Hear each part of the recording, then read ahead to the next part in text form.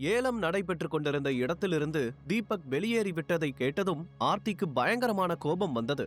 என்ன பண்ணுவீங்களோ தெரியாது, எனக்கு இன்னமும் கொஞ்ச நேரத்துல தீபக் இங்க இருக்கணும் என்று மேனேஜரை பார்த்து கோபமாக கத்தினாள். தீபக் அவமானப்பட்ட விஷயம் சௌந்தர்யாவுக்கு தெரிவதற்குள் இந்த பிரச்சனையை எல்லாம் சரி செய்துவிட வேண்டும் என்று ஆர்த்தி நினைத்தாள்.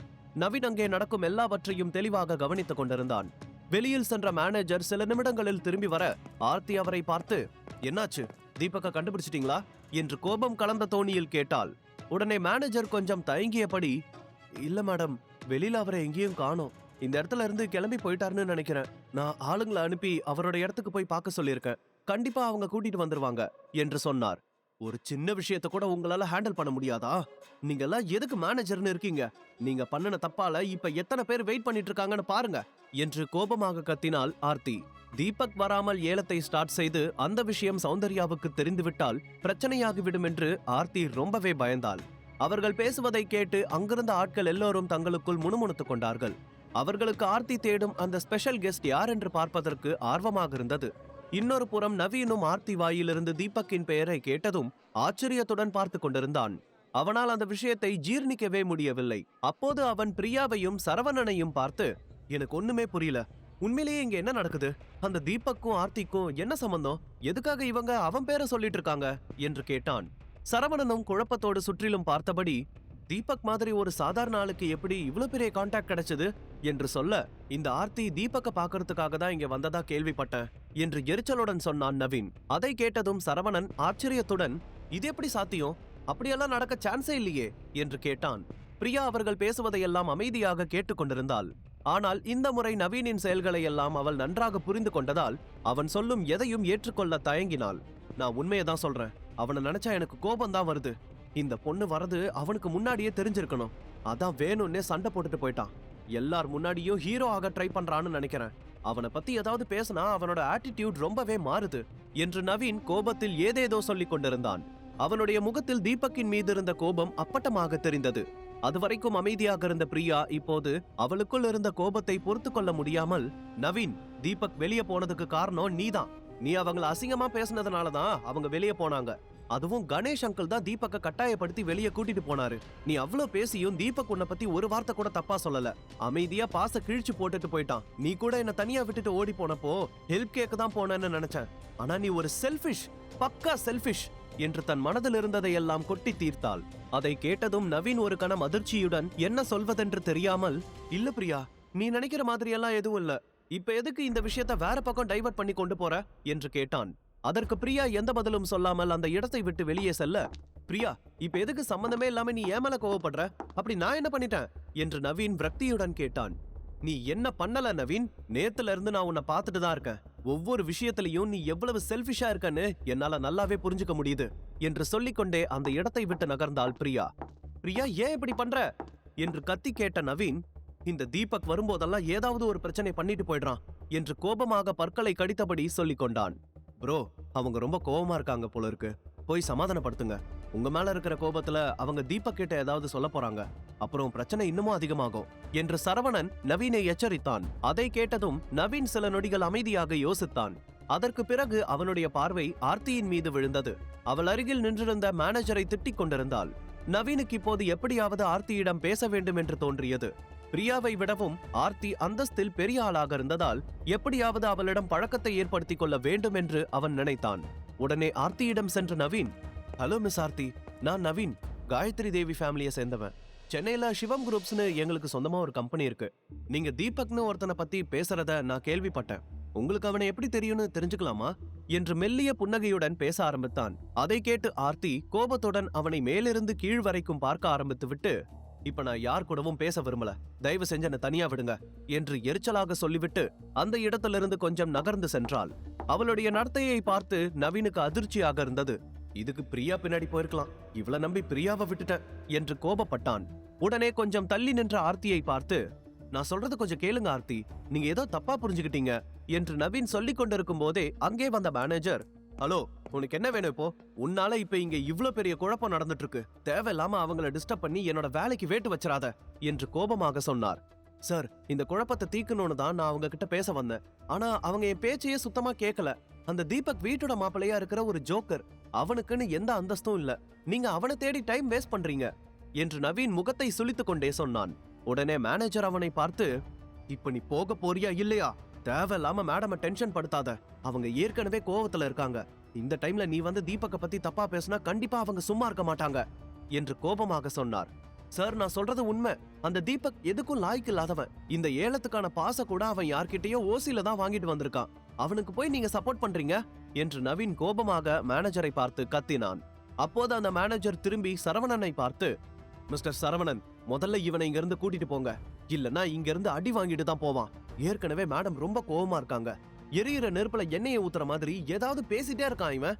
இவனால என்னோட வேலை தான் போயிடும் போல இருக்கு என்று கோபமாக சொன்னார். அதை கேட்டதும் சரவணன் ஓடி வந்து நவீனை அங்கிருந்து அழைத்துச் சென்றான். மேனேஜர் நவீனை முறைத்து பார்த்து கொண்டே தன்னுடைய வேலையை பார்க்க ஆரம்பித்தார். அப்போது சரவணன் நவீனை தனியாக இழுத்து கொண்டு வந்து, ப்ரோ, எதுக்கு சண்டை போடுறீங்க? விடுங்க. இவங்க எல்லாரும் எதுக்காக அந்த தீபக்க தேடுறாங்கன்னு தெரியல. அதை தெரிஞ்சுக்கிட்டு நாம என்ன பண்ண போறோம்? அவங்க என்னமோ பண்ணிட்டு போறாங்க என்று சொன்னான். அப்படி எப்படி விட முடியும் சரவணா? என்ன இருந்தாலும் அந்த தீபக் எங்க குடும்பத்தை சேர்ந்தவன். அவன் என்ன செஞ்சாலும் அதனால எங்க குடும்ப பேரு தான் கெட்டு போகும். அந்த உதவாக்கரைய வச்சு இவங்க என்ன பண்ண போறாங்க? எனக்கு சந்தேகமா இருக்குன்னு தான் அவங்க கிட்ட கேட்க போனேன். ஆனா அவங்க அதை கேட்க கூட தயாரா இல்ல. நானும் அவங்க அளவுக்கு ஈக்குவலான குடும்பத்தை சேர்ந்தவன் தான். என்ன எப்படி அவங்க இப்படி பேசலாம் என்று நவீன் சத்தமாக கத்தி சொன்னான். அதை கேட்டதும் அங்கிருந்த மொத்த ஆட்களும் நவீனை திரும்பி பார்த்தார்கள். சரவணனுக்கு அந்த நேரத்தில் ரொம்பவே சங்கடமாக இருந்தது. எப்படியாவது நவீனை சமாதானப்படுத்தி அந்த இடத்திலிருந்து கூட்டிச் சென்றுவிட வேண்டும் என்று போராடி கொண்டிருந்தான். அதே சமயத்தில் நவீனின் குரலை கேட்டு அங்கே நின்றிருந்த ஆர்த்தியின் செக்யூரிட்டி கார்டு ஒருவன் அவர்களிடம் வந்தான்.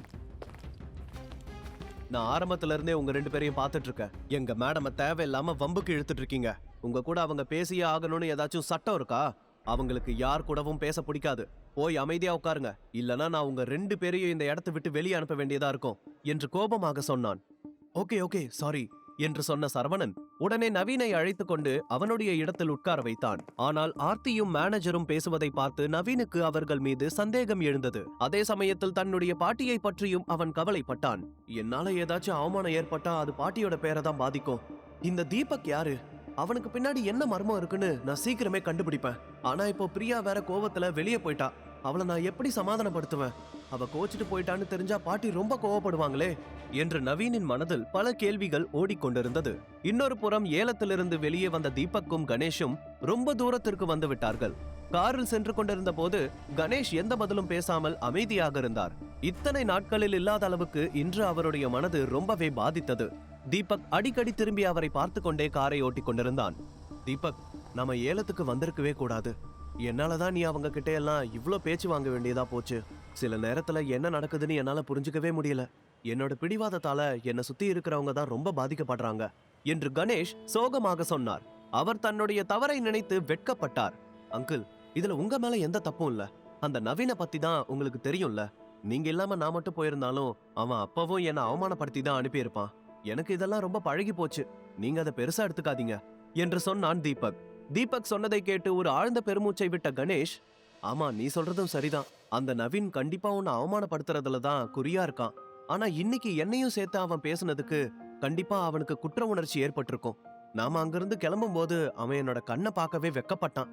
எனக்குன்னு ஒரு சந்தர்ப்பம் வரும்ல, அப்ப நான் யாருன்னு அவங்களுக்கு காட்டுவேன் என்று கோபமாக சொன்னார். அதை கேட்டு தீபக் லேசாக சிரித்தான். இன்னைக்கு ஒருத்தன் அவமானப்படுத்தினதையே என்னால தாங்கிக்க முடியலையே. நீ தினம் என் பொண்டாட்டிக்கிட்டையும் என்னோட ஃபேமிலி ஆளுங்க கிட்டையும் அவமானப்பட்டு இருக்க. நீ எப்படிதான் இதையெல்லாம் தாங்கிட்டு இருக்கியோ? நானே உன்னை புரிஞ்சுக்காம நிறைய தடவை உன்னை திட்டியிருக்கேன். அதெல்லாம் தப்புன்னு இப்பதான் எனக்கு புரியுது என்று கவலையுடன் சொன்னார் கணேஷ். உடனே தீபக் சிரித்தபடி, விடுங்க அங்கிள், நீங்க திட்டலனா என்ன வேற யார் திட்ட போறா? எனக்கு இருக்கிற குடும்பம் நீங்க மட்டும் தானே என்று சமாதானப்படுத்தும் நோக்கில் சொன்னான். ஏலத்துக்கு போயிட்டு ஏன் உடனே திரும்பி வந்துட்டீங்கன்னு ஷர்மிளா கேட்டா என்ன சொல்றது என்று கணேஷ் கேட்க, நீங்க அங்க நடந்த எதையும் அவகிட்ட சொல்ல வேண்டாம். இந்த விஷயத்த நான் டீல் பண்ணிக்கிறேன் என்று சொன்னான் தீபக். அதை கேட்டு கணேஷ் அமைதியாக தலையை ஆட்டினார். அந்த சமயத்தில் தீபக்கின் காரை ஒட்டி வந்த கருப்பு கார் அவனை முந்தி செல்ல முயன்றது. அப்போது தீபக் கண்ணாடி வழியாக பின்னால் பார்த்தான். ஆனால் காருக்குள் யார் இருக்கிறார்கள் என்று அவனால் பார்க்க முடியவில்லை. என்னாச்சு தீபக் என்று கணேஷ் கேட்க, இல்ல அங்கிள், யாரோ நம்மள கிராஸ் பண்ணி போக ட்ரை பண்றாங்க என்று சொல்ல, அப்படின்னா அவங்கள விட்டு முன்னாடி போகட்டும், அவங்களுக்கு என்ன அவசரமோ யாருக்கு தெரியும் என்று சொன்னார் கணேஷ். தீபக் பிரேக் போடுவதற்கு முன்பே அந்த கார் அவர்களை கடந்து சென்று அவர்களுக்கு முன்னால் வந்து நின்றது. உடனே தீபக் டக்குன பிரேக்கை அழுத்தினான். யார் இவங்க? எதுக்காக நம்ம கார் முன்னாடி வந்து நிறுத்துறாங்க என்று தீபக் குழப்பத்துடன் கேட்க, இன்னைக்கு நாள் என்ன இவ்வளவு கேவலமா போயிட்டு இருக்கு, போற இடம்லாம் அடி மேல அடியா விழுந்துட்டு இருக்கு என்று கணேஷ் சலிப்புடன் சொன்னார். உடனே தீபக் காரை விட்டு இறங்க கணேஷும் அவனுக்கு பின்னாலேயே இறங்கினார். அப்போது முன்னால் நின்றிருந்த காரிலிருந்து ஒரு அழகான பெண் இறங்கி அவர்களை நோக்கி நடந்து வந்தாள். தீபக்கும் கணேஷும் அந்த பெண்ணையே ஆச்சரியத்துடன் பார்த்து கொண்டிருந்தார்கள். கணேஷுக்கு அந்த பெண்ணை அடையாளம் தெரியவில்லை. ஆனால் தீபக்கிற்கு அந்த பெண் நெருங்கி வர வர அடையாளம் தெரிந்தது. அவளுடைய முகத்தை பார்த்ததும் அவனுக்கு அதிர்ச்சியில் கால்கள் நழுவியது. எதிரில் ஆர்த்தி நடந்து வந்து கொண்டிருந்தாள். திடீரென அவள் இங்கே வருவாள் என்று தீபக் கொஞ்சமும் எதிர்பார்க்கவில்லை. ஆர்த்தி எதுக்கு இந்த சமயத்துல இங்க வந்திருக்கா? ஏதாவது பிரச்சனை பண்ண போறாளா? அங்கிள் முன்னாடி சௌந்தர்யாவை பத்தி ஏதாவது சொல்லிட்டா என்ன பண்றது என்று நினைத்தபடி பதட்டத்துடன் அவளையே பார்த்து கொண்டிருந்தான். உண்மையில் ஆர்த்தி எதற்காக தீபக்கை தேடி வந்தாள்? ஆர்த்தி மூலம் அனைத்து உண்மையும் தெரிய வருமா? தீபக்கின் உண்மையான அடையாளத்தை நவீன் கண்டுபிடிப்பானா? ஏலத்தில் நடந்த அவமானத்திற்கு பிறகு தீபக்கும் கணேஷும் வீட்டிற்கு கிளம்பி சென்று கொண்டிருக்கும் போது அங்கே திடீரென குறுக்கே வந்த ஒரு காரிலிருந்து ஆர்த்தி இறங்கி வருவதை பார்த்து தீபக் திகைத்து போனான். கணேஷுக்கு சௌந்தர்யாவை பற்றிய எந்த விஷயமும் தெரியாது. ஆர்த்தி அவர் முன்னால் தன்னுடைய பழைய வாழ்க்கையை பற்றி பேசி தான் யார் என்பதை காட்டிக் கொடுத்து விடுவாளோ என்று தீபக் பயந்தான். யார் இந்த பொண்ணு? நம்மள எதுக்கு பார்க்க வரா என்று கணேஷ் சந்தேகத்துடன் கேட்க, உடனே தீபக் அவரை பார்த்து, அங்கிள் நீங்க கார்ல உட்காருங்க, நான் யாருன்னு விசாரிக்கிறேன் என்று சொல்லி கார் கதவை திறந்தான். கணேஷுக்கும் வெயில் அதிகமாக இருந்ததால் நீண்ட நேரம் வெளியே நிற்க முடியவில்லை. அதனால் எந்த யோசனையும் இல்லாமல் அமைதியாக காருக்குள் ஏறினார். அவர் காரில் ஏறியதும் நிம்மதி பெருமூச்சு விட்ட தீபக் கதவை க்ளோஸ் செய்துவிட்டு ஆர்த்தியின் பக்கம் திரும்பி நடக்க ஆரம்பித்தான். ஆர்த்தி, என்ன இது? எதுக்காக என் காரை ஃபாலோ பண்ணிட்டு வந்திருக்க? என் கூட என்னோட மாமா இருக்காரு, அவர் முன்னாடி தேவையில்லாத சீன் கிரியேட் பண்ணிட்டு இருக்காத. முழு கதையையும் கேட்டு மகிழ பாக்கெட் FM ஏபி டவுன்லோட் செய்யுங்கள். லிங்க் டிஸ்கிரிப்ஷனில் கொடுக்கப்பட்டுள்ளது.